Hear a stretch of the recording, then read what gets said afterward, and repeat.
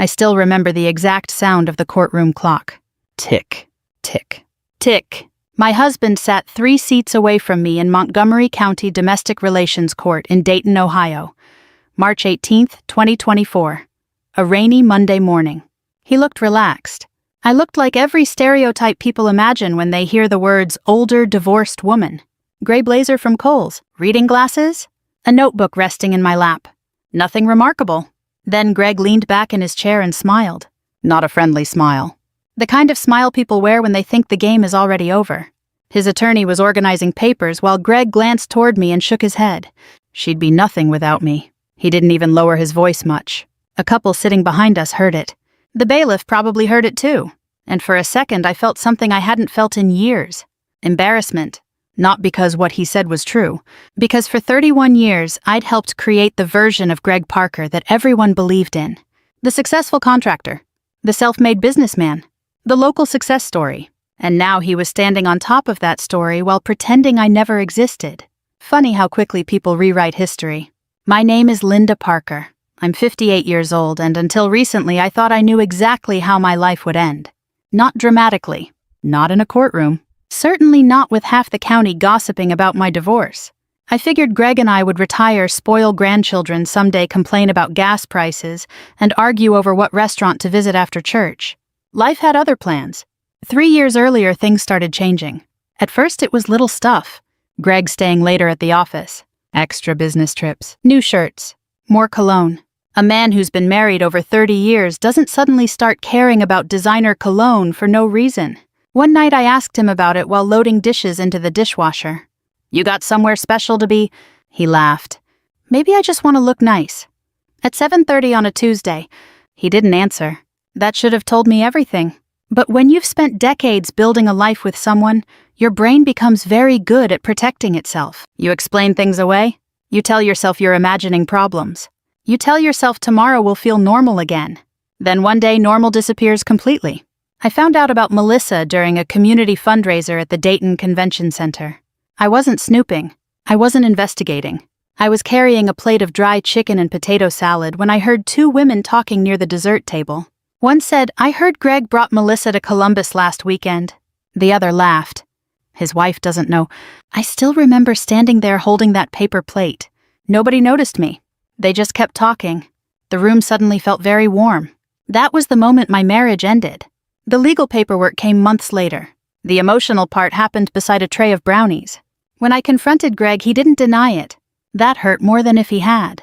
He sat at our kitchen table drinking coffee from a Cincinnati Reds mug and said, I wasn't planning to tell you like this. Like this. As if there was a better way. As if there was a PowerPoint presentation that would somehow make betrayal easier. I laughed. Not because anything was funny. Because I genuinely didn't know what else to do. You weren't planning to tell me. He stared at the table. It just happened. Every cheating spouse in America must attend the same training seminar. They all use the exact same lines. It just happened. We grew apart. I didn't mean to hurt you. Meanwhile, somebody spent months making choices. That conversation lasted maybe 20 minutes. 31 years reduced to 20 minutes. After that, Greg moved into an apartment near Interstate 675. Melissa was 41. I learned that from the divorce filing.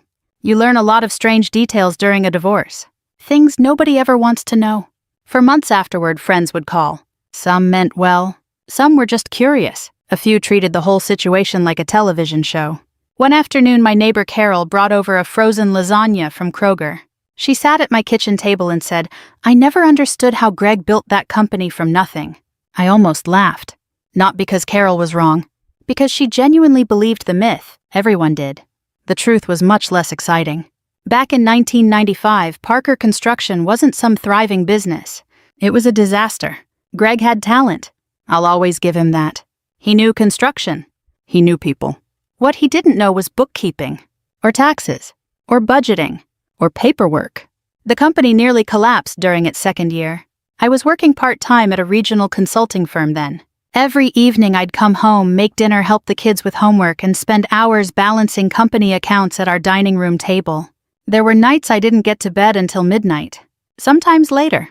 Meanwhile, Greg became the public face of the business.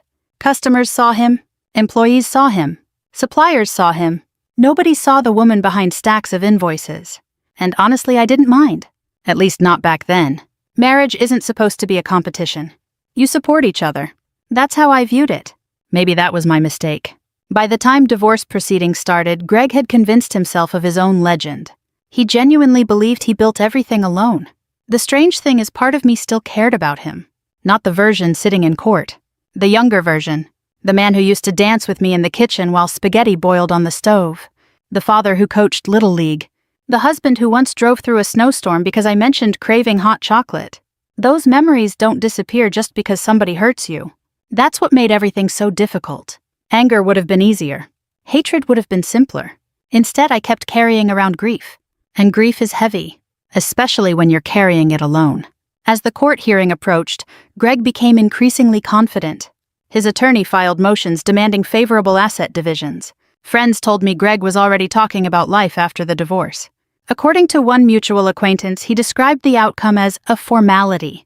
A formality, as if 31 years could be filed away like an old receipt.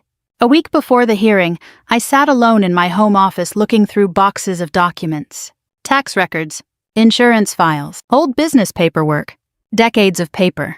I wasn't searching for revenge. Not yet. I was searching for clarity. Something wasn't adding up. Something Greg seemed to have forgotten, or maybe never understood in the first place. I stared at a faded folder dated 1995. The label was barely readable. Inside were documents neither of us had discussed in years. I opened the folder, and for the first time since the divorce began, I felt a small shift. Not victory, not confidence, just curiosity. Because buried inside those papers was a piece of our history that Greg had completely overlooked. And if my memory was correct, it might change everything. The folder sat on my desk for almost 2 days before I opened it again. That may sound strange. You'd think if there was a chance it contained something important, I would have gone through every page immediately. But divorce has a way of draining you. Even simple decisions can feel exhausting. That Wednesday morning, I made coffee, fed my golden retriever Bailey, and sat down in my home office overlooking the backyard. Rain tapped lightly against the window. I opened the folder. Inside were incorporation papers, loan agreements, old tax records, and handwritten notes from nearly 30 years earlier. The paper smelled old. Not in a bad way, just forgotten. The first document brought me right back to 1995. Greg and I were both in our 20s then. We had 2 young children, a mortgage, and more optimism than money. Parker Construction had been operating for less than 2 years. Business looked promising from the outside. Inside, it was chaos. 1 month, we had plenty of work. The next month, we were scrambling to pay bills. I remembered sitting at our dining room table after the kids went to bed, surrounded by receipts and invoices. Greg would come home exhausted from job sites. I would hand him reports showing which customers hadn't paid. He'd nod and say, "We'll figure it out." Sometimes we did. Sometimes we barely did. Then came the crisis. A major commercial client went bankrupt. Overnight, Parker Construction lost nearly $180,000 in expected revenue. For a small business in 1995, that was devastating. I remember the day Greg walked through the front door carrying a cardboard box filled with paperwork. He looked pale. "What happened?" I asked. He sat down heavily. "We may be finished." At the time, I thought he was exaggerating. He wasn't. The company was drowning. Loans were overdue. Vendors wanted payment. Employees expected paychecks. For weeks, we barely slept. Eventually, I used money from an inheritance left by my father. My dad had spent 40 years working at a manufacturing plant outside Dayton. When he passed away, he left me a modest inheritance. Nothing life-changing. About $240,000. At the time, Greg and I agreed to use most of it to rescue the company. I never regretted that decision. At least not then. What I had forgotten was how the rescue was structured. That's where the folder became important. Page after page brought back details I hadn't thought about in years. Then I found a yellow sticky note attached to an agreement. Written in blue ink were 3 words. "Ask Sarah first." I smiled. Sarah Nguyen, our accountant. The most cautious human being I've ever met. Sarah worried about everything. Tax exposure. Liability. Documentation. Backup documentation for documentation. Back in 1995, she insisted that if my inheritance was being used to stabilize the company, ownership percentages needed to reflect that investment. I remembered the conversation suddenly. We were sitting in Sarah's cramped office above a hardware store. Sarah looked over her glasses and said, If Linda provides the capital, there needs to be legal protection. Greg hated paperwork. He waved a hand dismissively. Whatever keeps us operating. Sarah didn't smile. That's not how ownership works. At the time, Greg was focused on survival, not details. He signed whatever was placed in front of him. I stared at the signature page now. There it was. Greg's signature. My signature. Sarah's witness signature. The memory hit me like a truck. I immediately called her. She answered on the second ring. Linda. Hi, Sarah. A brief pause. How are you holding up? Everyone asked that question during divorce. Nobody actually wanted the full answer. I'm managing. I figured. Then I explained what I'd found. Sarah became very quiet. Do you still have all of it? I think so. Don't throw away a single page. That got my attention. Why? Another pause. Because I don't think Greg remembers what happened. By Thursday afternoon, I was sitting across from Sarah in her office. She had retired recently but still worked part-time for a few long-time clients. The office looked exactly the same. Same filing cabinets.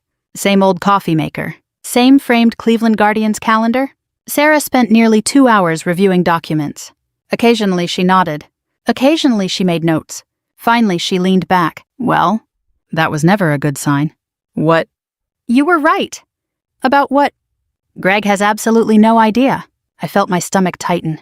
No idea about what? Sarah slid a document across the desk. Ownership. I looked down, then looked again, then a third time, because I honestly thought I was misreading it.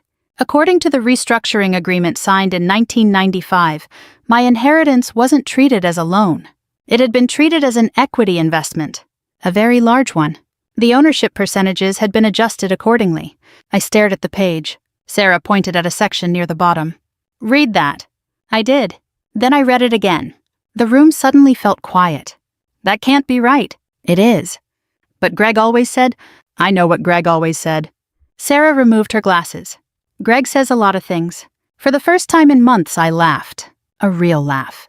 Not a nervous one. Not a forced one. Sarah smiled. There's more. Those 3 words immediately erased my smile. What more? She opened another folder. Inside were annual ownership reports, corporate amendments, stock records, documents spanning decades. Sarah pointed to one page. These were filed correctly. I looked, then blinked, then looked again. Every year, every filing, every amendment. The ownership structure remained substantially unchanged. No corrections, no transfers, no modifications, nothing. Legally speaking, the paperwork was solid. I felt overwhelmed. Not excited, overwhelmed. Because suddenly the entire divorce looked different. For months I'd been preparing to lose things. The house, retirement assets, financial security. Now I wasn't sure what was actually true anymore. Sarah must have noticed my expression. She softened her voice. Linda, this doesn't automatically solve everything. I know. Your attorney still needs to review all of it. I know. But it matters. I nodded. It definitely mattered. That evening I drove home through downtown Dayton. Traffic crawled near Main Street. People hurried between offices carrying umbrellas. Life continued exactly as normal. Meanwhile, my entire understanding of the divorce was shifting. When I got home, my son Michael was waiting. 32 years old. Married. Father of 2. He looked more worried about me than he admitted. How'd it go? I handed him a copy of one document. He read quietly, then looked up. Wait. Yeah. Wait. That's what I said. He stared at me, then burst out laughing. Not because the situation was funny, because it was absurd. For years, Greg had bragged about his company. Family dinners, neighborhood barbecues, church events, business functions. Michael shook his head. You're telling me Dad's been walking around for 20 years acting like king of the castle. And the paperwork says otherwise. I couldn't help smiling. Apparently, for the first time in months, hope appeared. Not revenge. Not yet. Just hope. But the biggest surprise came the next morning. Sarah called before 9 a.m. Linda, I found something else. Her voice sounded different. Tighter. More serious. What is it? I think you need to come in. My pulse quickened. Why? A long pause. Then Sarah said something that changed everything. Because the ownership records aren't the biggest secret. I grabbed my keys immediately. What do you mean? The answers, she said, might be in the safety deposit box. I barely remember the drive to the bank. The whole way there, my mind kept jumping between possibilities. Maybe there was another agreement. Maybe there were missing financial records. Maybe Sarah had discovered a mistake. The problem with uncertainty is that your imagination usually races toward the worst conclusions first. By the time I pulled into the parking lot of Fifth Third Bank on North Main Street, I had already invented half a dozen disasters. Sarah was waiting near the entrance. That alone told me something was unusual. Accountants don't typically stand outside banks looking anxious. At least not retired accountants. She climbed into my passenger seat before I could even get out. "Morning." "You scared me." "Sorry. No, really, you scared me," Sarah sighed. "Let's just go inside." The safety deposit box had been sitting there for decades. I knew it existed. Greg knew it existed.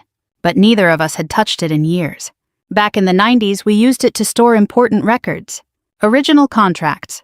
Property documents. Things we hoped we'd never need but didn't want to lose. A bank employee escorted us into the vault area. A few minutes later, the metal box sat on a small table in a private room. I slid it open. Inside were folders, envelopes, and several stacks of paperwork. Nothing dramatic. No hidden cash. No secret passports. Just documents, the kind most people forget about until they desperately need them. Sarah immediately started sorting through folders. I joined her. For nearly 45 minutes we worked in silence. Then she stopped. "Linda." I looked up. Sarah was holding a sealed envelope. Written across the front were 4 words. "Corporate restructuring package. Dated September 1995. My stomach tightened. Carefully she opened it. The contents looked untouched. Inside were original stock certificates, legal agreements, ownership schedules, and supporting documents. Everything. Every single thing. Sarah spread them across the table. The room suddenly felt very small. We both began reading. 5 minutes later, I understood why she had called. 10 minutes later, I understood why she sounded nervous. 20 minutes later, I couldn't speak at all. Because I hadn't remembered the numbers correctly. Not even close. For years, I vaguely believed I had received a significant ownership interest after investing my inheritance. 50% maybe. 60. Something like that? The actual figure was sitting right in front of me. 92%. 92. I stared at the page. Then looked again. Then checked the next document. Same number. The supporting schedules matched. The stock certificates matched. The restructuring package matched. Everything matched. Greg's ownership stake wasn't just smaller than mine. It was tiny. Compared to mine, it was almost symbolic. I leaned back in the chair. "This can't be real." Sarah quietly pointed to the signatures. Mine. Greg's. Corporate counsel. Witnesses. Notaries. Everyone required. Every document properly executed. Every document properly stored. Every document legally valid. I rubbed my forehead. How does somebody forget this? Sarah gave a short laugh. Greg never cared about paperwork. That was true. Painfully true. If a form required more than 2 minutes of attention, Greg treated it like punishment. Back in the 90s, survival mattered more to him than ownership percentages. The company was days away from disaster. He wanted it saved. I provided the money. Sarah provided the structure. The attorneys provided the documents. Greg provided signatures. Then he apparently never thought about it again. The strange part wasn't discovering the truth. The strange part was realizing how long the truth had been sitting there. Decades, just waiting. After leaving the bank, Sarah and I met with my attorney, Rebecca Miller. Rebecca had handled family law cases for nearly 25 years. Nothing surprised her. At least that was my impression. Until she saw the documents. Halfway through reviewing them, she lowered her reading glasses. Well, apparently attorneys and accountants use the same dangerous word. What? This changes things. My heart started pounding. How much? Rebecca looked directly at me. A lot. For the next 2 hours, she explained legal implications, corporate ownership, marital assets, voting rights, control interests. The language became complicated quickly. But one fact remained simple. Greg's understanding of the divorce was based on assumptions. The paperwork told a different story. Then Rebecca found something else. Something none of us expected. It started with compensation records. Over the years, Greg had taken increasingly large distributions from the company. Bonuses, expense reimbursements, executive perks, vehicle allowances, additional compensation packages. Most had been approved. Some had not. Rebecca frowned while reviewing several records. That's interesting. My stomach dropped. What now? She tapped a page. Did Greg ever mention this? No. How about this one? No. What about this? No. The list kept growing. Nothing looked criminal. Nothing looked dramatic. But there appeared to be years of questionable financial decisions. The kind created when someone assumes they completely control a company. The kind created when someone stops paying attention to governance. Rebecca closed the file. We may need a forensic review. I stared at her. You think he did something wrong? She chose her words carefully. I think he became comfortable. That answer somehow felt worse, because comfortable mistakes often reveal character. Intentional fraud is obvious. Entitlement grows slowly, like rust. You barely notice it until everything starts falling apart. Driving home that evening, I should have felt excited. Instead, I felt sad, deeply sad. For all Greg's flaws, he wasn't a villain in my memories. He was still the man who helped coach Michael's baseball team. Still the father who carried our daughter on his shoulders during county fairs. Still the husband who once spent an entire Saturday building a treehouse, a crooked treehouse. A very unsafe treehouse. One side leaned so badly our daughter named it the Drunk Castle. Even now, thinking about it makes me smile. Greg wasn't evil. He was arrogant, self-centered, careless. Those things can destroy a marriage just as effectively. A few days later, mediation began. If you've never gone through divorce mediation, imagine sitting in a room while strangers discuss your life like a business transaction. House, assets, retirement accounts, property. Everything gets reduced to numbers. Greg arrived looking confident, almost cheerful. Melissa wasn't there, but her influence seemed present anyway. He walked in wearing an expensive suit I'd never seen before. During a break, I overheard him talking to someone in the hallway. Once this is finalized, I can finally move forward. Finally. As if I were the obstacle. Not 31 years of shared life. Just an obstacle. Inside the mediation room, Greg became increasingly aggressive. He pushed for favorable terms, questioned valuations, dismissed concerns. At one point, he actually laughed. I built the company. The mediator wrote something down. I said nothing. That silence wasn't easy. Every instinct wanted to correct him, to argue, to expose everything immediately. But Rebecca had warned me. Let him keep talking. So I did. As the session ended, Greg looked genuinely pleased, like a man already planning victory celebrations. Outside, Rebecca gathered her files. You okay? I think so. You don't sound convinced. I wasn't. Because revenge sounds satisfying in theory. Reality is messier. I wasn't trying to destroy Greg. I was trying to survive him. There's a difference. A week later, Judge Eleanor Watkins scheduled the final hearing, March 18th. The date circled itself in my mind. Meanwhile, Greg continued acting like the outcome was inevitable. Friends mentioned comments he'd made. Mutual acquaintances repeated stories. Apparently, he referred to the hearing as a formality. That word again. A formality. By then, Rebecca, Sarah, and I knew something he didn't. Actually, several things. But the biggest revelation still hadn't been presented. The original stock certificates. The ownership schedules. The restructuring package. The records from the safety deposit box. All of it remained waiting. And as the hearing date approached, one thought kept returning. What would Greg's face look like when he finally learned the truth? A week later, I would get my answer. The day started with rain. Not a storm, just a steady Ohio drizzle that made everything look gray. I woke up at 5:12 a.m. Not because of an alarm, because sleep had become impossible. Bailey followed me into the kitchen while I made coffee. The house felt strangely quiet. 31 years of marriage had trained me to expect another person moving through the morning. A shower running. A cabinet opening. A voice asking where the car keys were. Now there was only silence. I stood at the kitchen window holding a coffee mug and watched rain slide down the glass. In a few hours, one chapter of my life would officially end. Oddly enough, I wasn't afraid. Nervous, yes. Sad, absolutely. But not afraid. That feeling surprised me. For months, fear had been my constant companion. Fear of losing financial security. Fear of losing my home. Fear of discovering I wasn't as strong as people thought. Somewhere along the way, that fear had quietly disappeared. By 8:30 a.m., Rebecca and I were sitting outside courtroom 4B. She reviewed documents one final time. I watched people move through the courthouse. Divorce hearings. Custody disputes. Property disagreements. Dozens of lives changing at once. Greg arrived shortly after 9. The moment I saw him, I knew nothing had changed. Same confidence. Same swagger. Same certainty that he already knew how the story ended. His attorney, Mark Delaney, carried a thick briefcase and looked relaxed. Greg spotted me. Then he smiled. Not warmly. Not politely. The same smug expression I'd seen during mediation.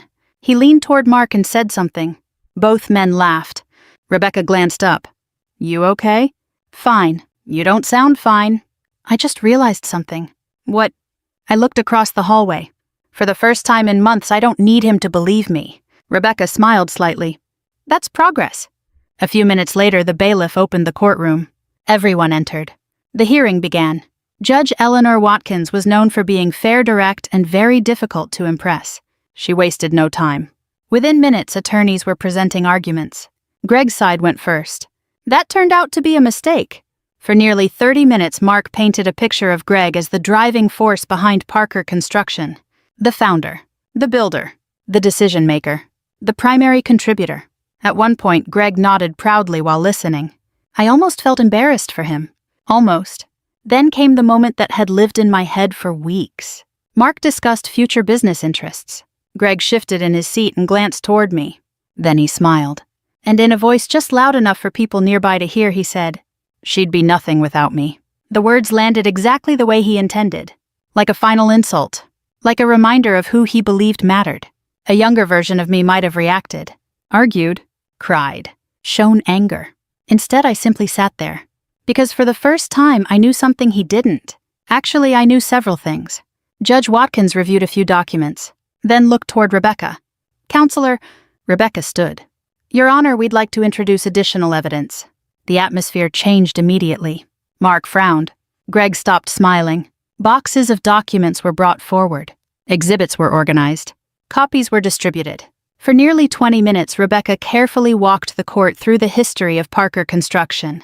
The original funding crisis, the restructuring package, the inheritance investment, the ownership agreements, the stock certificates, every step documented, every signature verified, every record authenticated.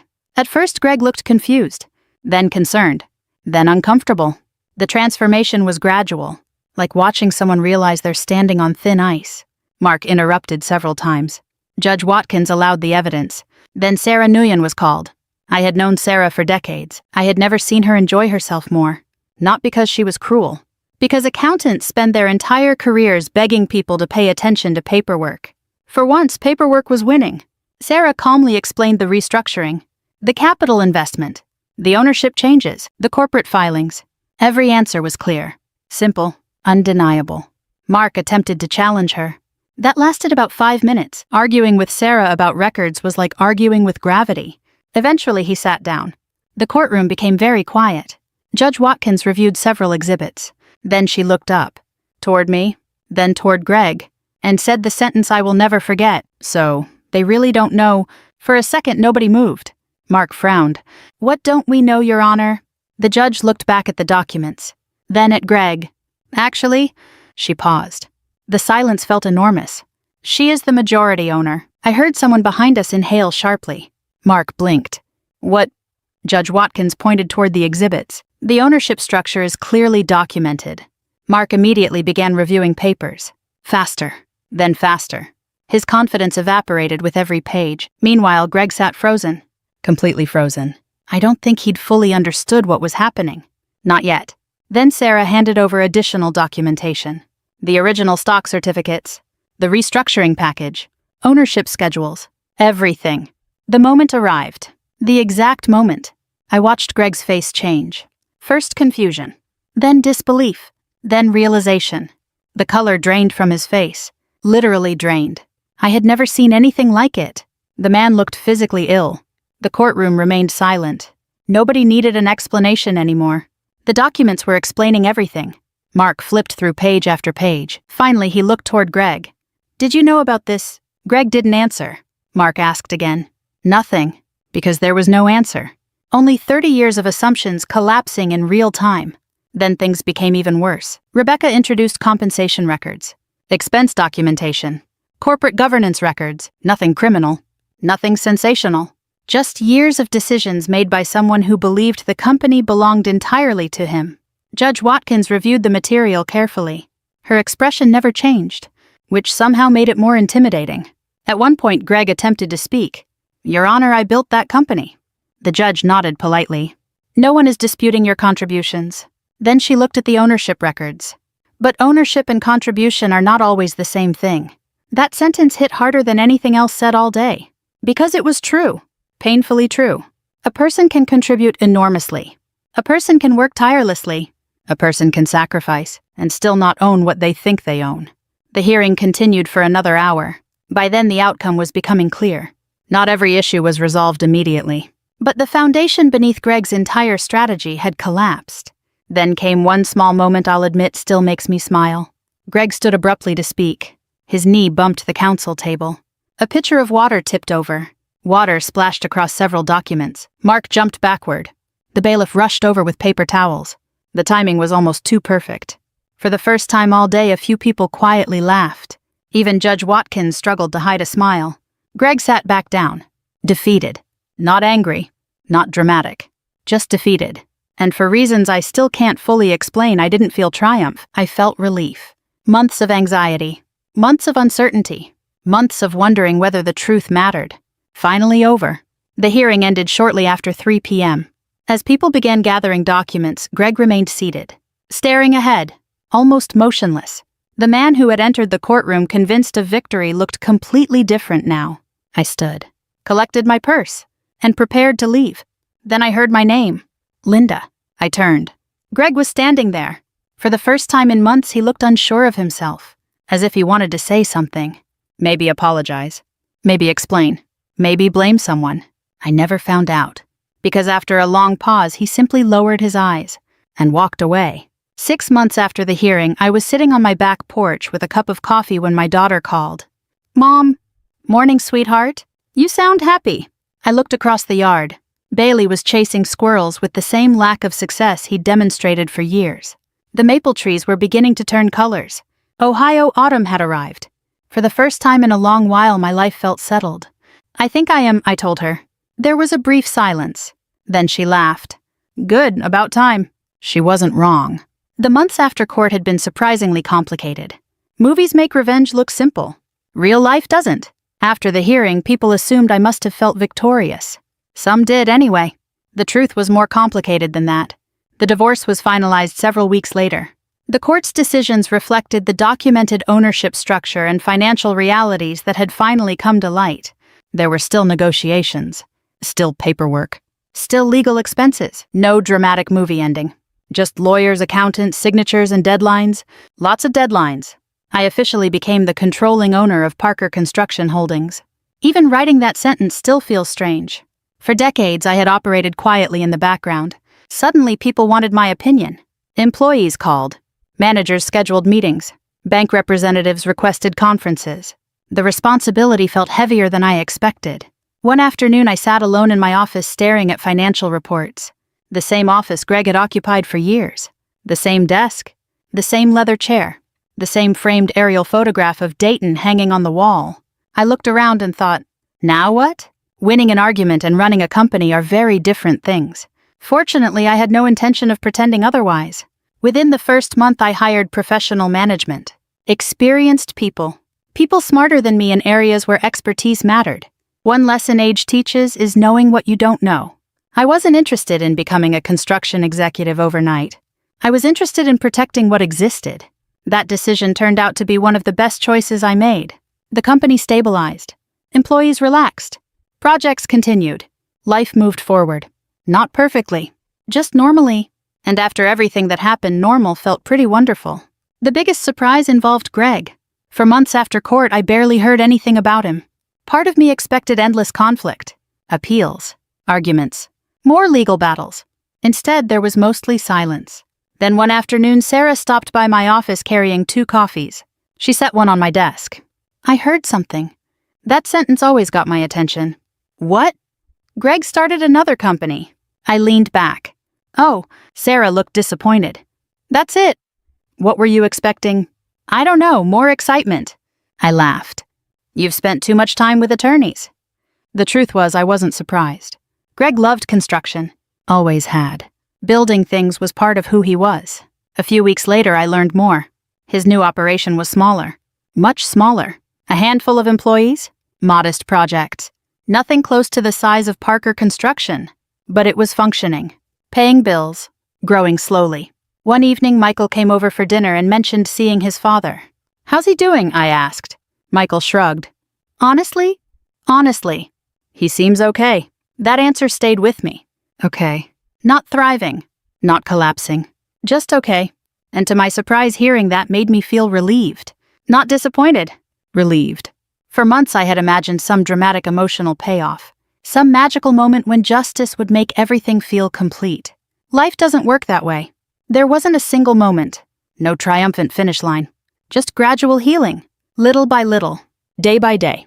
One morning I realized I hadn't thought about Melissa in weeks. Another day I noticed I could drive past Greg's old apartment without feeling angry. Small victories. The kind nobody celebrates. The kind that matter most. The funniest moment came during a Chamber of Commerce event that summer. A local businessman approached me. Nice guy. Late 60s. Friendly. We chatted for a few minutes. Then he said something that nearly made me choke on my coffee. "You know, Linda, people are finally realizing how much you've contributed all these years." Finally.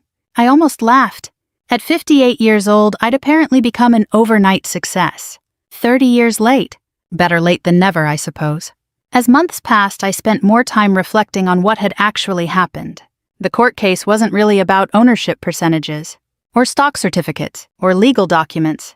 Those things mattered, but they weren't the heart of the story. The heart of the story was recognition.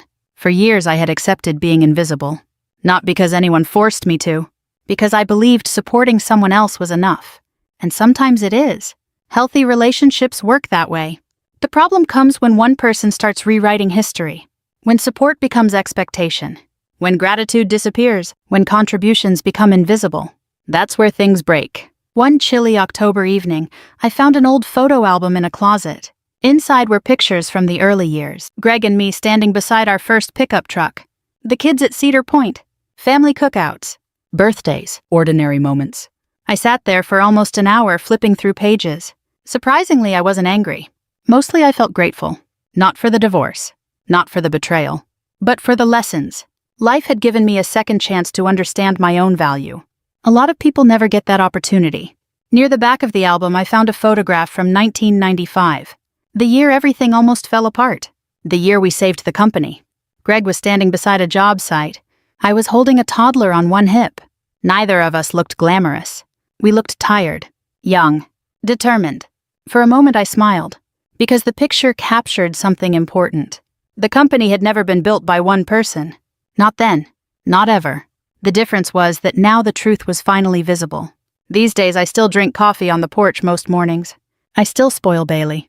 I still complain about Ohio winters. Life isn't perfect. Nobody's is. But it's honest. And after everything that feels like enough, if you've ever been overlooked, underestimated, or made to feel smaller than your contributions deserved, I hope this story reminds you of something important. The truth has a way of surfacing even when it takes years. And if this story stayed with you, I'd love for you to join me for another one sometime. Sometimes the most ordinary lives hold the most extraordinary lessons.